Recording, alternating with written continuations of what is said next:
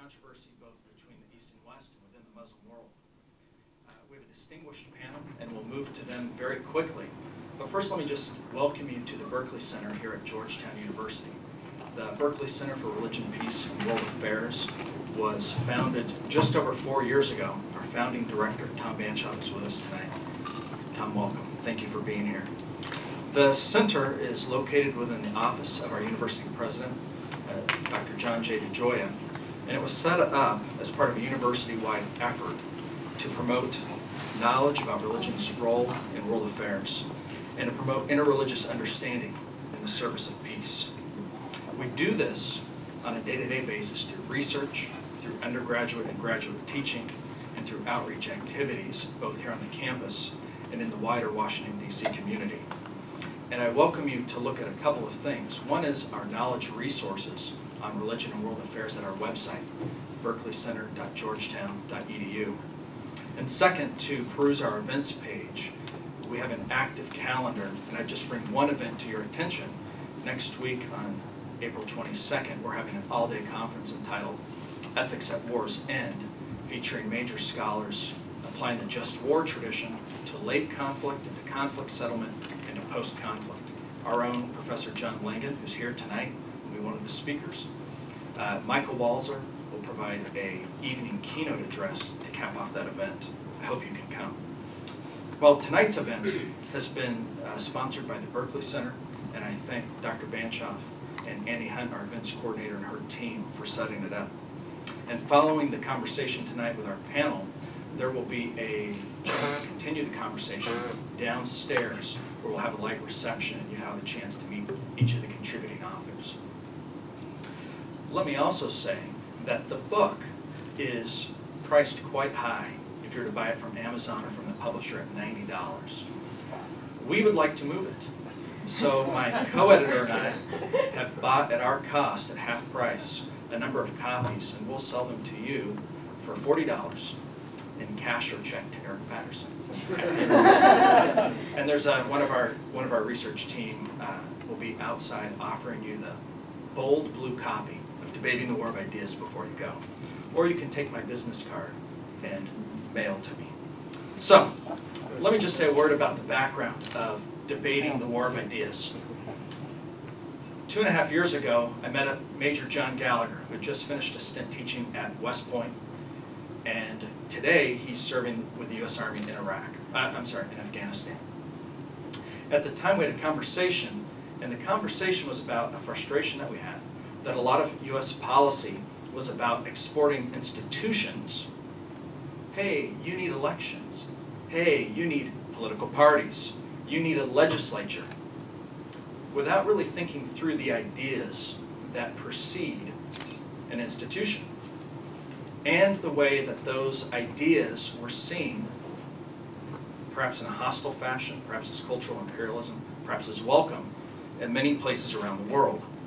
We also observed that there was a crisis within our own society about what do these things like human rights, freedom, and equality mean, and that other societies were having that crisis as well. What does justice mean? How do you decide where laws originate? Do they originate from God, from a sacred text? Are all humans politically equal, men and women, etc., etc.? What we did is we sought to find divergent voices from around the world to debate this war of ideas.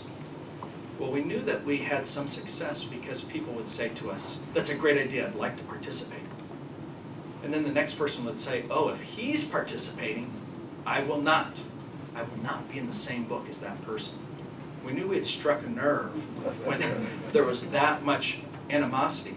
We had 2 reviewers say, I won't review the book, even though I've read the chapters and most of them are great, because so-and-so is in there, and I won't support that person's work.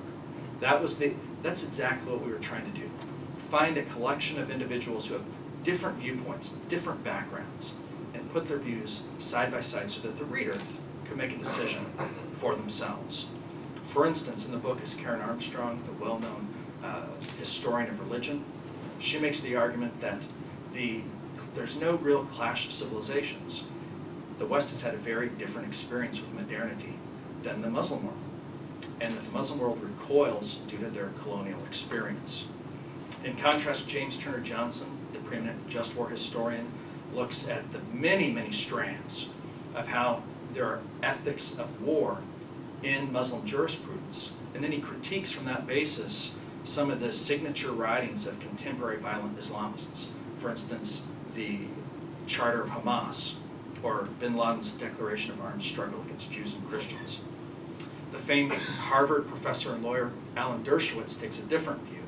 He says that really what a war of ideas is between the types of ideas that you can actually debate in a free exchange of ideas, and dogmas, where you forfeit your life if you question them. And much of his chapter are about what he calls dogmas of death.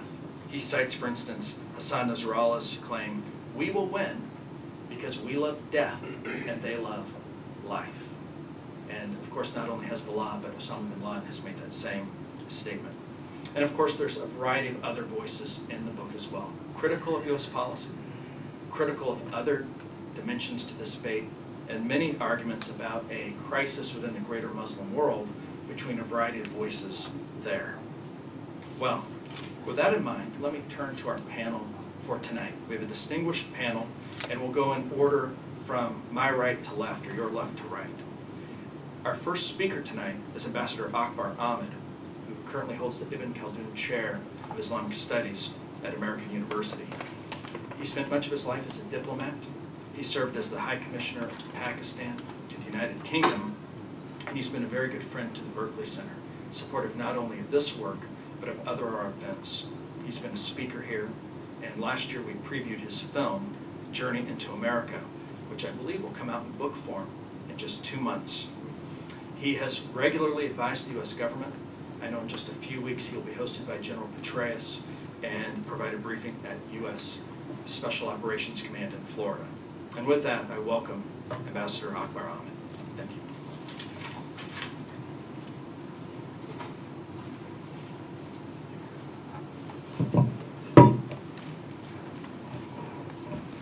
Thank you, Eric. First of all, let me congratulate you on this occasion. I know how hard you worked for us all to be here, how hard you worked to put the book together. So you and your co-editor, congratulations. It's an honor to be on a panel with these very distinguished colleagues. I would like to thank my friend Tom Banchoff and Melody over there at the Berkley Center for being such a great and friendly home to all of us. My perspective will be informed by my work as a scholar, as an anthropologist, but also as someone who has spent a lifetime working, administering the tribes in Balochistan and the Northwest Frontier Province, especially the tribal areas, including Waziristan. And as an anthropologist, as a tribal administrator, my view of this war of ideas will be very different to a lot of people who look at this from a global perspective, from the eagle's point of view. I'm going to look at it from the worm's point of view, the village, the tribal elder, the small sectional chief. So a very different perspective. Keep that in mind. When we look around for theories at that level of society, what are the great ideas in play? Is it nationalism? Is it religious doctrine? I really feel sometimes we tend to manufacture theories and impose them on those societies. And as an anthropologist, I would like to stick to fact, fact, and fact. So let's look at the ordinary Afghan or Pakistani villager, 80 to 90% of the people of those countries. What are they really up against? They have no education, they have no justice, they have no roads, no water, no electricity, prices are sky high. They are aware that the jobs in the country, in the region, will go to people who have connections, the minister's family, minister's connections or extended families. And above all, they know that they have a serious law and order problem. And it's a very profound law and order problem. One day the Taliban will come along, they may close the girls' school or blow it up. The next day the army will come in. It doesn't matter whether the army is brown colored or white colored, there's a man with a gun. And if you're in a home, in a mud hut, with a wife and 3 girls, you are very nervous whoever walks in with a gun. That's what they face. And a lot of this creates anger in them, anguish in them, and despair in them. This is where they are at this moment in time. We've got to remember that the Taliban movement in Kandahar began when the warlords began to pick up boys, marry them, put them on their tanks and parade them in Kandahar. That's what actually triggered the first big Taliban movement in Kandahar itself. So no one's daughter is safe, no one's son is safe, no one's cow is safe, goat, camel, and you're vulnerable from men in uniform with guns. So I would be very careful about theoretical frames just imposed on those societies. For me, this is not theory. My wife comes from Swat. Swat was a land, as you know, which is the battleground between the Taliban and the Pakistan army for the last year. She has lost 6 members of her family, close relatives, including one boy who's at school with me, junior to me, who's the Minister for Education. Now, because they come from the royal family, they took the Taliban head on, straight clash. Their grandfather, the ruler of Swat, the Wali of Swat, had created hundreds of girls' schools, which were unique in the area. His prize, the apple of his eye, was this Catholic school run by the Catholic nuns, because he had sent them all to Murray, where the Catholic nuns taught at the Jesus and Mary convent, where Benazir Bhutto went and all these girls studied. And he had brought the Catholic nuns to start this school in Swat, deep in Pashtun territory, unique. That was the first target of the Taliban. So how do I explain what's happening in that part of the world? Is it some kind of religious revivalism or fundamentalism, terrorism? What I'm seeing is a complete collapse of law and order. What we need is to re-establish a modern structure of governance, law and order, justice, so the ordinary Swati has access to these. He doesn't have them right now. The 3 models that I talk about in the paper that I gave Eric are clearly demarcated. The mystic, the modernist, the literalist. To me, it's the interplay at that level of society. The mystic has been marginalized, very often the target. So anyone talking of love and compassion is in trouble. The modernist has failed. What I'm talking about is the failure of the modern state in the Muslim world. And the literalists filled the vacuum.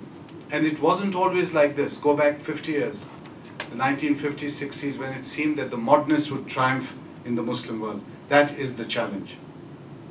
And look at what's happening in the Muslim world today. 10 years after 9/11, almost 10 years after 9/11, compile the statistics. Perhaps 1 million dead in Iraq, millions displaced, thousands of Americans, hundreds of thousands of people killed in Afghanistan. I think the first year after 9/11, 30 or 40,000 died. Pakistan alone, which has nothing to do with 9/11, and that's what causes Pakistanis to feel very, very upset. This is a nation of 180 million people.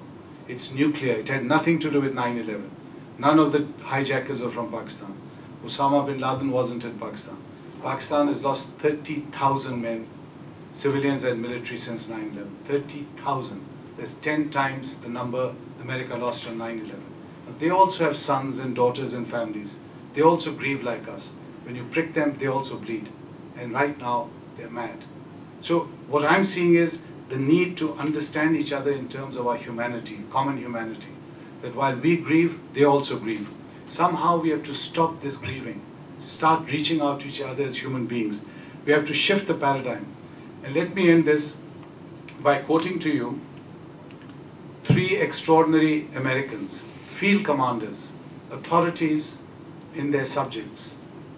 General Petraeus, Colonel David Kilcullen, and General McChrystal. And let me quote you the words they're using.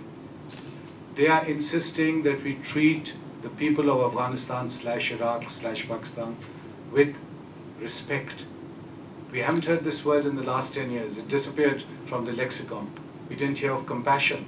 We heard about terror and extremism and violence and decapitating people. We had dehumanized ourselves.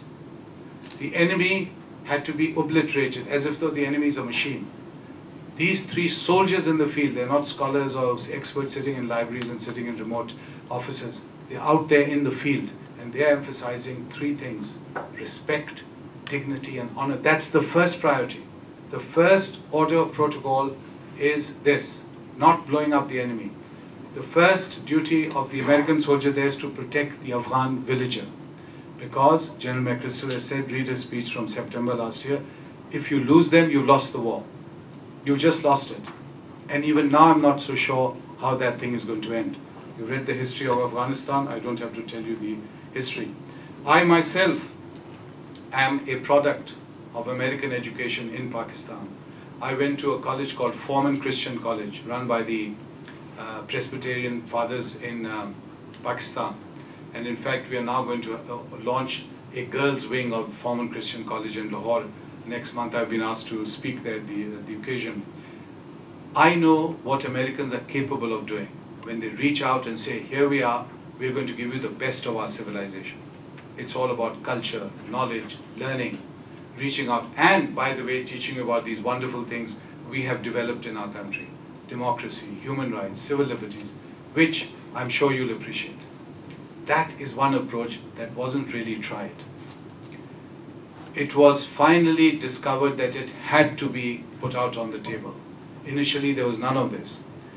If 1/100th of the money and the lives and the effort had been put into creating schools or colleges like the one I went to, I can assure you it would have been a very different world and a very different Muslim world.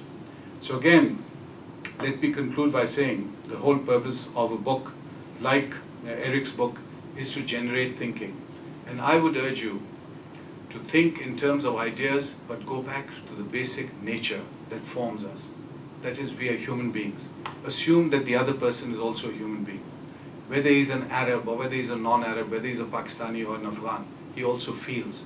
He's also intelligent. Don't underestimate them. And if you reach out to them, they'll reach back to you. Simple as that. Read Greg Mortenson's book, 3 Cups of Tea. Ordinary American, he's there, and today he's a legend. In the same places where you and I can't visit, he's a legend. Foreman Christian College, my college, it produced several presidents when I was there, my contemporaries. Don't ask me how well they did politically, but they were produced by Foreman Christian College. That is what we need to be doing. Instead of wasting hundreds and hundreds and hundreds of millions of dollars in helicopter gunships and tanks, which are ultimately just killing the local people, so they're not thankful at all, let me assure you. Some of the generals, some of the politicians will get a lot of money, kickbacks. The ordinary people get very, very little of that. They have the same problems I pointed out. Roads, electricity, prices. That is their concern. For them, that is their world, and that world is an unhappy world. And if they are unhappy, I want to end with this, I want to share this with you. If they are unhappy, we are talking of 1.5 billion people in the world. The world of Islam is not going to go away. It's going to be around. We have to decide, do you want it bubbling like some chemical which is about to explode, or do we want to calm it down? 57 nations, 1.5 billion people, and we are entering a phase of poor leadership in the Muslim world, lack of vision in the Muslim world, corrupt rulers. I don't have to mention some of the rulers there, military dictators, and people just fed up, ready to explode. And some of the problems that have been around for over half a century, 3 generations on, United Nations resolutions in the Middle East, in South Asia, and Chechnya, they're still there. People are still dying. People are blowing themselves up in complete frustration. At some stage, that has to halt. And that is the biggest idea in the war of ideas. The idea that we start treating people as human beings. Thank you.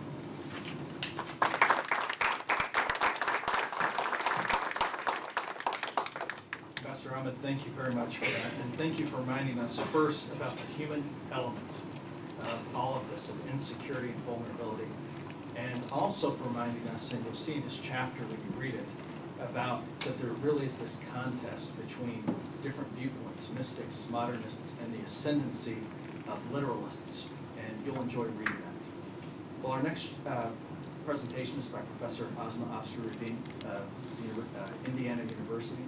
She's a prolific writer, a first-rate scholar, and an excellent teacher. We've had her students come here to Georgetown as graduate students and work at the Berkley Center. She's the chair of the board of the Center for the Study of Islam and Democracy, and she's been a good friend to the Berkley Center, speaking at our past events, for instance, last year on international religious freedom. Please welcome with me, Asma Afsaruddin.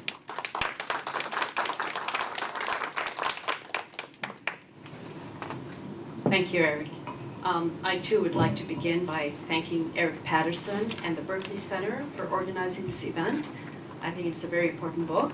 I hope you will buy a copy, and to allow this opportunity for what I think will be an important intellectual exchange.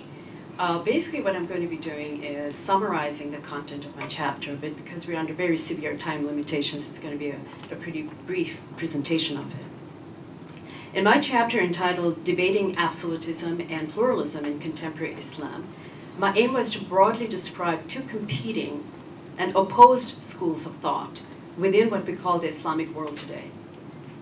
And we should keep in mind that Professor Ahmed, of course, refers to far more different schools of thought, if you like, that there's a far broader spectrum than what I'm describing here. But just for academic reasons or heuristic reasons, I'm collapsing these different strands of thought into two sharply polarizing schools.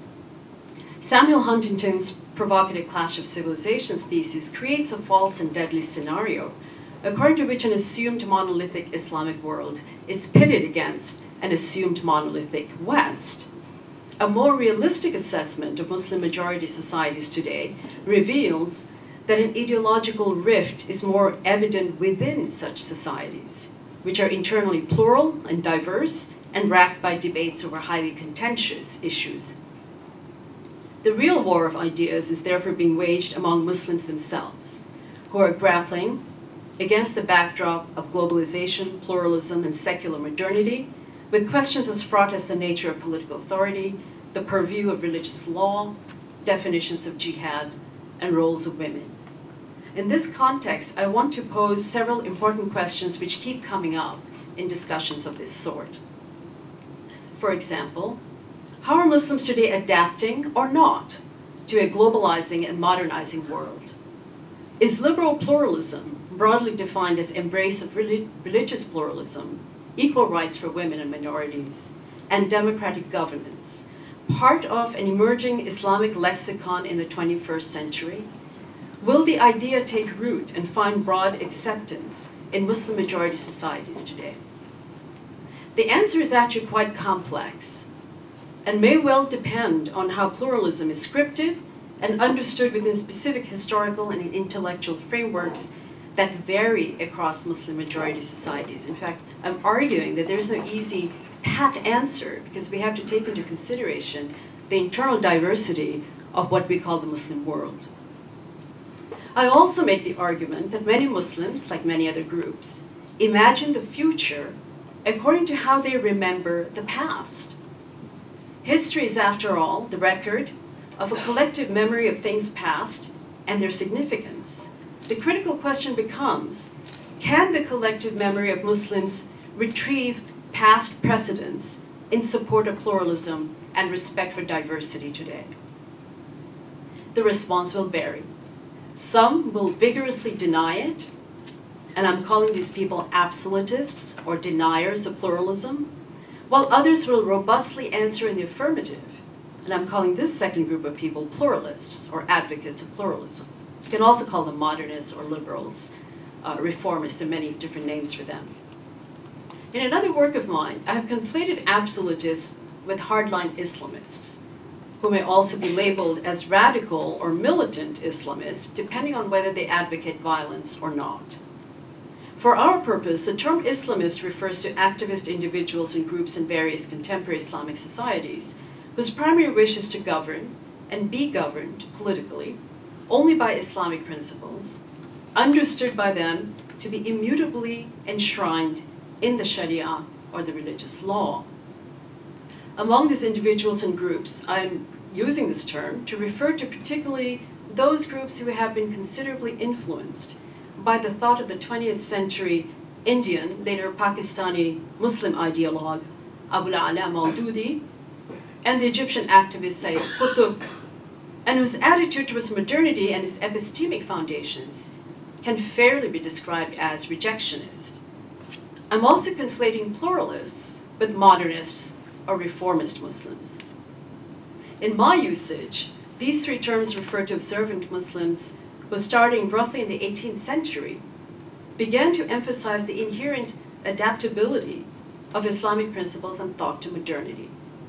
Thus, the modernists or pluralists argue certain freshly interpreted Islamic principles can reveal their congruence, but modern liberal principles of democratic government, civil society, gender equality, etc., without necessarily being identical to their formulations in the Western context, or I should say contexts. Like the Islamists, they too would like to usher in social change, but their means of effecting change is essentially hermeneutic, that is interpretive and educational. Here I would actually agree with Professor Ahmed that building schools and disseminating education and knowledge is probably the most important hermeneutic tool in the arsenal, so to speak, of the pluralist or the modernist. So to set up this schema of opposing worldviews, let me now go on to describe the views of both schools of thought in two critical issues, the Sharia and political governance. And in the book, actually, I also talk about their opposing views on the whole fraught issue of jihad. First, views on the Sharia. Absolutists in general adhere to the notion of a practically unchanging religious law, the Sharia. The two principal sources of the Sharia, the Quran and the Sunnah, are assumed by them to admit of a single and uniform, often literal meaning. And again, I appreciate Akbar's usage of the term literalists. While there still may be room for interpretation in limited cases, reasoned interpretive activity, known in Arabic as ijtihad, is the province of only a few, preferably those who subscribe to their particularist views and share their ideological orientation. The absolutists tend to reject the possibility of multiple, equally valid interpretations of the religious law as expressed in the four Sunni schools of jurisprudence, since in their view, proper interpretation of the law by those who are qualified to do so will yield a single uniform understanding of it. They claim to find their proofs in the examples set by the first generation of Muslims, who are deemed to have flawlessly emulated the example of the Prophet Muhammad and apparently never disagreed among themselves on key issues. In their reification of the religious law, the absolutists do not concede the need for accommodation of customary and cultural practices, nor for the legitimacy of multiple readings of religious texts as actually happened in history. Their discourse, in fact, is actually very ahistorical. The slogan, Islam is the solution, is meant to convey to the world that Islam, distilled as a frozen corpus of religious and political commandments, has left nothing unaddressed.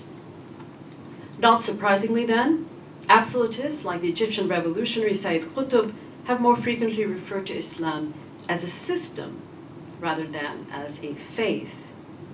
In contrast to the absolutists, pluralists and modernists argue, typically, against the assumed all-pervasive, reified nature of the Sharia as imagined by the Islamists, and against the notion that the Sharia comes with ready-made answers to every imaginable circumstance. Pluralists tend to affirm that the reach of the religious law extends to many aspects of human existence, while not directly addressing others. Outside of worship, the Sharia offers broad guidelines rather than detailed precepts for proper conduct in various spheres of social and other forms of interaction. The religious law certainly does not and cannot have a specific injunction in advance for every possible human situation or contingency. Pluralists tend to emphasize the application of the intent and overall objectives in Arabic maqasid of the religious law more than its literal injunctions, especially when the literal understanding of a specific dictum in a particular circumstance would result in unusual hardship and or violation of an inviolable, broader moral imperative. Thus, many of them argue, since the Sharia must uphold certain ethical values, such as mercy and justice at all times, specific legal injunctions may never violate these fundamental requisites in any given historical and social circumstance. The pluralists therefore place more emphasis on identifying the underlying rationale, on the ratio legis, of specific legal precepts than on their literal textual meaning. Secondly, views on the so-called Islamic State. Nowhere is the absolutist perception of the Sharia as unchanging, more evident than in their conception of political authority and the nature of the so-called Islamic State. A highly politicized version of Islam is the cornerstone of most, if not all, hardline Islamist discourses today. According to their version, a full-blown concept of what most Islamists call the Islamic State and Islamic government is articulated by the religious law. Such a state, they affirm, has existed since the time of the Prophet and was replicated by particularly Abu Bakr and Omar, the first two rightly guided caliphs. The absolutists among the Islamists, not all are so, assert that the primary characteristic of this idealized Islamic state is what they call divine sovereignty or divine governance, termed in Arabic al-Hakimiyyah by the influential Islamist thinker Abu al-Ala al-Mawdudi. In this Islamic state, Mawdudi maintained, its ideal leaders and servants, and I'm going to quote from him now, will all work with a sense of individual and collective responsibility to God alone, not to the electorate, neither to the king nor the dictator.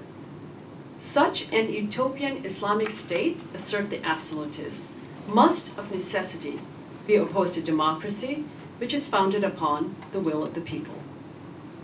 Muslims who advocate democracy, said Mawdudi, are harking back to the Jahiliyyah, the age of ignorance, before the rise of Islam, and betraying their own legacy. With regard to the Islamic State, pluralists do not necessarily have a consistent position on this issue.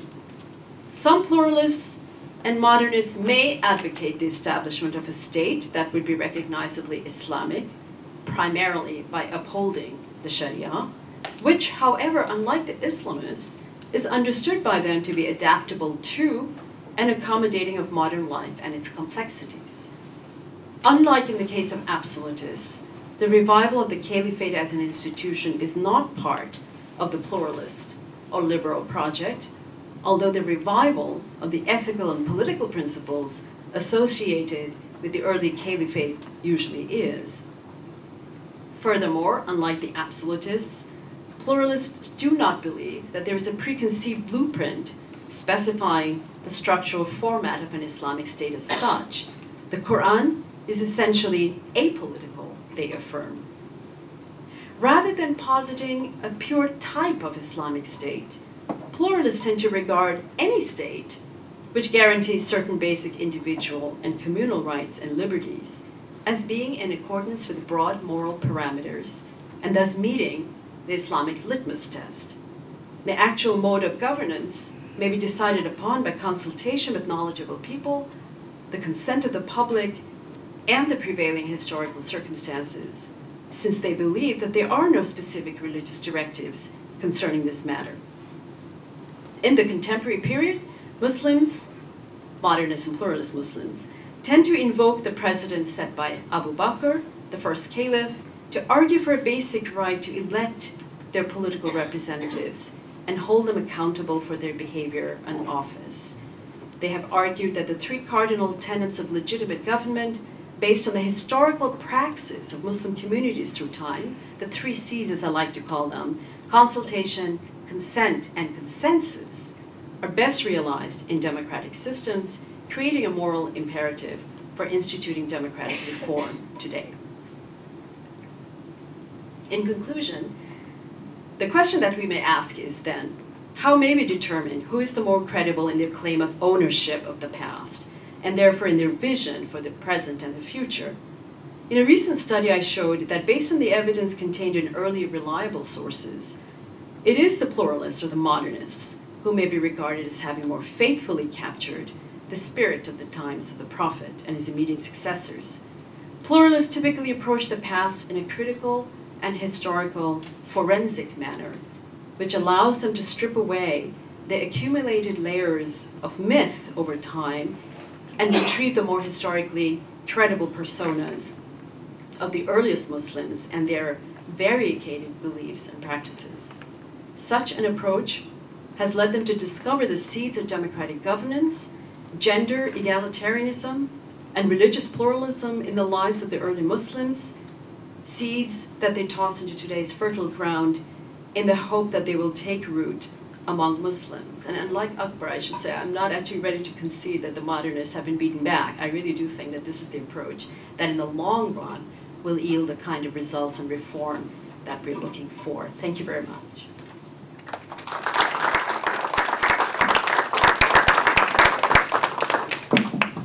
Thank you, Professor Afsaruddin. And one point that you made that I want to highlight, you said the word observant when you talked about the modernists.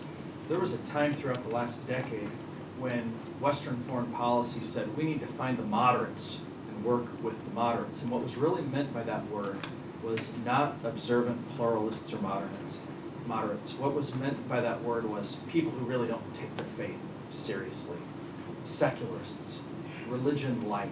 And I appreciate that your differentiation doesn't fall into that trap. It's talking about people observant on both sides and how that matters. Thank you very much. Well, our final presentation tonight is by Dr. Walid Phares. I want to say that he was the very first person that we asked to participate in this project, and he stayed with us from the very beginning as a champion of the project.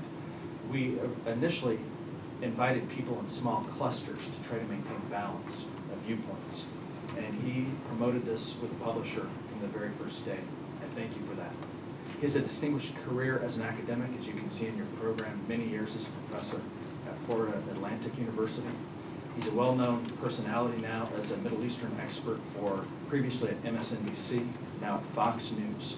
And he's published a series of books on the war of ideas. Help me in welcoming Dr. Walid Phares. Thank you very much. First, thank you for convincing me to be part of the project and then lobbying the publisher. Actually, the publisher was very happy to see the number of colleagues who have been part of this project, and so the value is in the participants. I'd like to thank the Center for hosting this important event. I'm very proud to be with esteemed colleagues. This is my first visit to the Center. I hope there will be more visits in the future.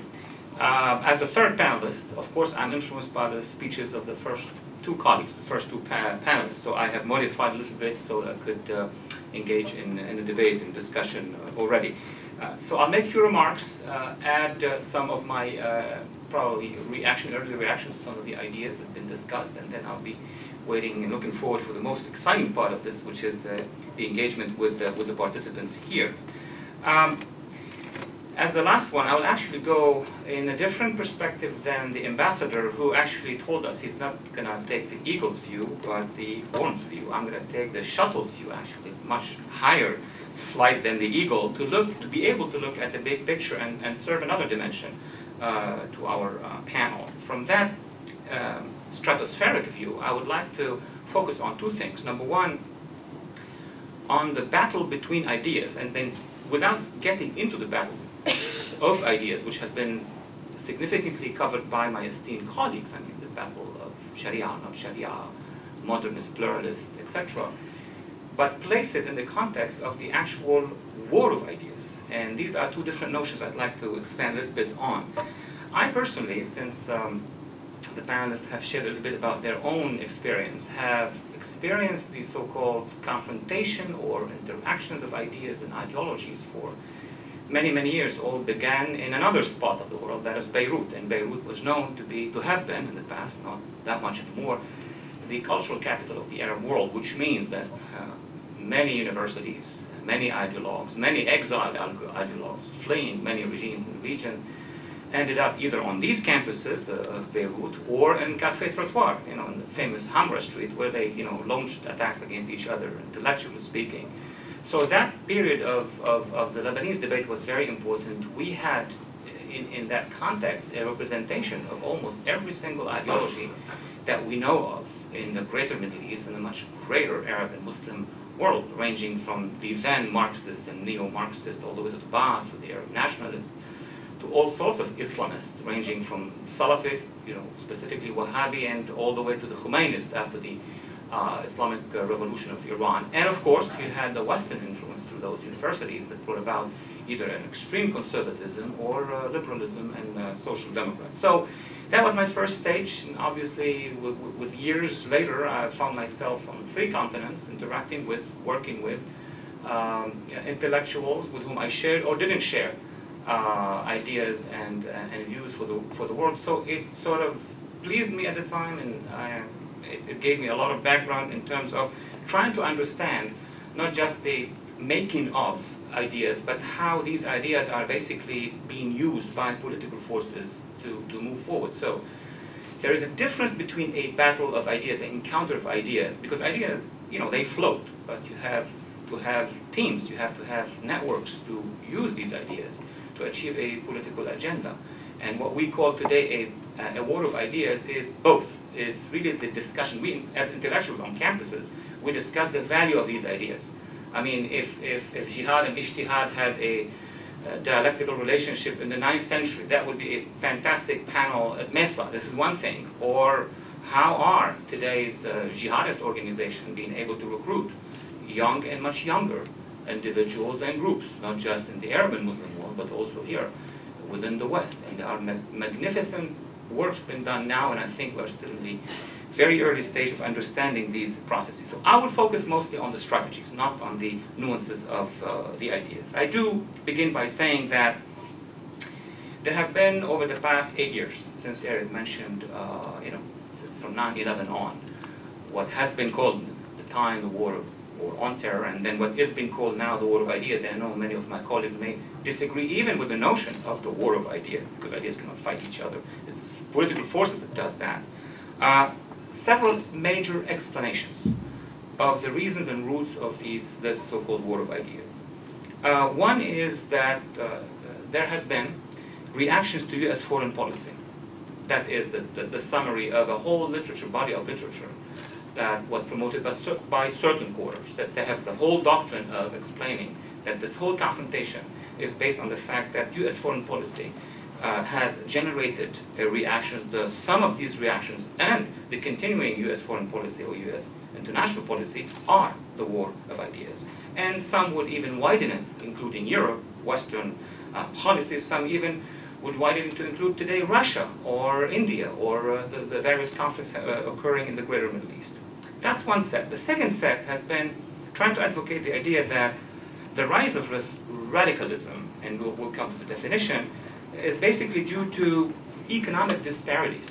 So it's either U.S. foreign policy or economic disparities. And we can see clearly the impact of either Marxist or neo-Marxist explanations, which could apply anywhere around the world at any time of history, from the time history was recorded. I mean, if we focus on the economic element by itself. Or there's a third school now, which has been very active and prolific, talking about the actual theological debate. Theological debate from the two very different ends. The Islamic end that says that this is the true Islam, and then another sub-school says, no, that was the true Islam. So there's an intra-Islamic debate, or intra-Muslim debate, I should say, on the one hand, and then the other theological debate by non-Muslims who are looking at Islamic texts. And this is very now prevalent in Western Europe and in America, whereby many authors, including some of our colleagues in the book, say that the issue is really in the text, and that has to be addressed, and therefore they talk about reforms and what have you. The angle I come from is not in contradiction with any of these three angles, because I do believe that certainly any policy generates counter-policy, there's no doubt about it. And I do believe that the jihadists are reacting to U.S. foreign policies.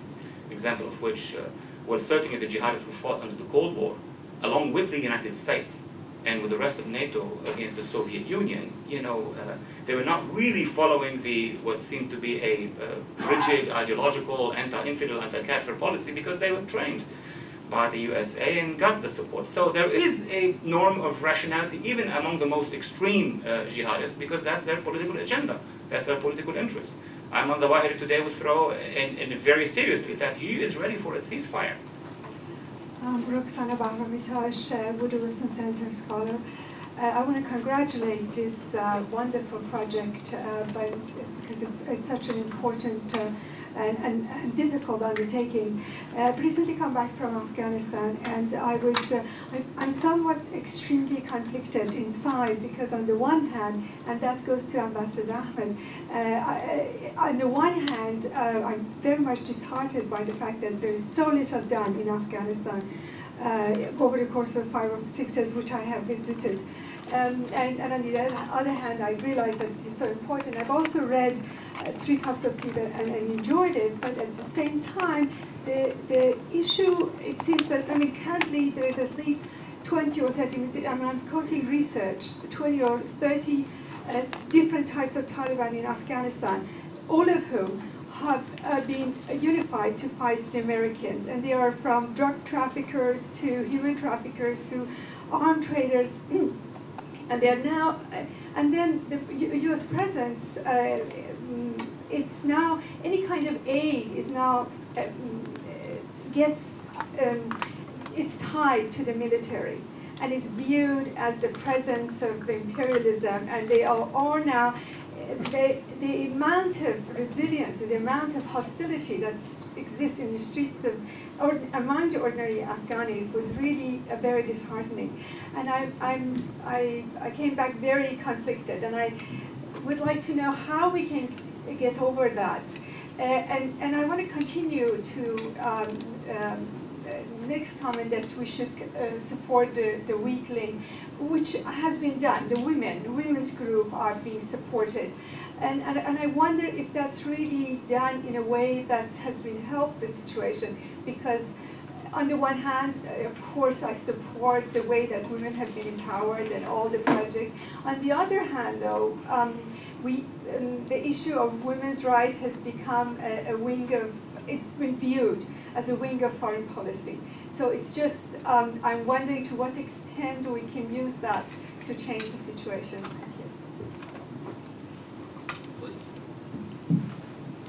Thank you, and thank you for sharing your anguish after your visit to Afghanistan. I can completely understand. My own experiences on the border between Afghanistan and Pakistan confirm that these are, again, deeply tribal societies. You're saying that 20 or 30 groups of Taliban now opposing NATO and American forces. I'm surprised there are only 20 or 30, because intrinsically, implicitly, every Pakhtun would want foreign troops out. That is the history of Afghanistan. They're not going to change. It's like America. If you had foreign troops here, Americans would resist. That is the history of this place. The Taliban, if they are seen as Pashtun, means that that is 50% of the population of Afghanistan. And I think there was a huge strategic blunder, error, whatever you'd like to call it, after 9/11, when America got involved in a civil war in Afghanistan. It became part of the Northern Alliances, the tribes that were part of the Northern Alliance against the Pashtuns. The Pashtuns saw this simply as a continuation of a confrontation with the Northern Alliances. So it wasn't just Taliban versus Americans, it was Americans versus the Pashtuns. So if there are 20 or 30, and some of the warlords or drug dealers are now allied with the Americans, at heart they're not there to welcome the Americans. They're waiting for the day they're going to leave. They're against the Americans.